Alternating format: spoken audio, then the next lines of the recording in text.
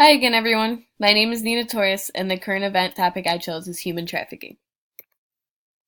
Human trafficking is the trade of humans for the purpose of forced labor, or commercial sexual exploitation for the trafficker or others. The victims can vary. They can be any age, gender, sexuality, race, or religion. The traffickers are not picky and they will take anyone they can get their hands on. The International Labor Association estimates there are 24.9 million victims of human trafficking around the globe. Of that 24.9 million, 25% of them are children, and 75% are women and girls. It is estimated that human trafficking is a $150 billion business worldwide, and they make $32 billion annually. As the years go on and social media and technology advance, victims have had more chances to escape. Since 2012, the amount of human trafficking cases being reported has gone up by over 5,000. Even though reports have gone up, social media has opened new markets on how to manipulate and capture new victims. Victims are now being persuaded through social media to meet with people they have no idea are traffickers. I think human trafficking is an extremely important issue that does not get significant media coverage, even though it affects millions of people. 1 in 7 runaways are likely to become human trafficking victims. The top 5 human trafficking states in the U.S., in order, are California, Texas, Florida, Ohio, and New York. But guess who number 6 is? It's Michigan. This issue really does occur across the entire country. Take a look at the picture of cases reported in the United States. Since 2007, we have found over 60,000 victims in the U.S. alone. One reason specifically that I chose this topic is because at the end of January, Madonna hosted a service event on human trafficking that I attended. It really opened my eyes to the severity of the issue and how close it is to home.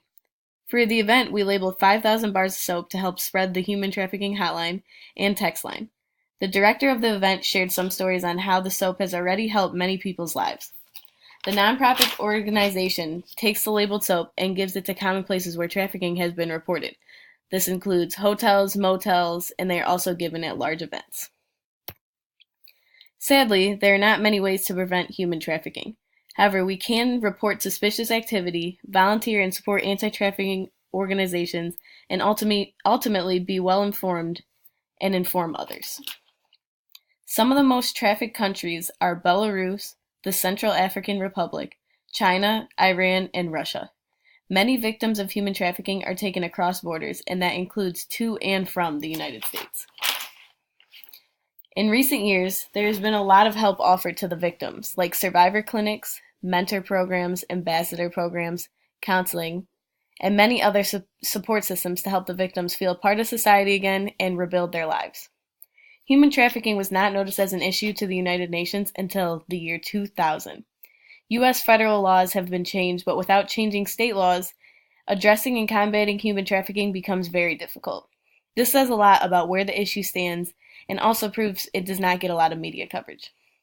Traffickers will often ask for hotel rooms with exits or near exits. They also are overprotective of their victims and frequently stand outside their room. This does not only occur at low-end hotels. Many jobs in places like hotels, airports, and on planes are trained to spot human trafficking. An example is Delta Airlines. They train their flight attendants to look for signs of human trafficking. So I had a couple questions regarding human trafficking. First, what do you think we can do to stop or prevent human trafficking? And while I was researching, a lot of websites refer to human trafficking as modern-day slavery. Do you agree or disagree?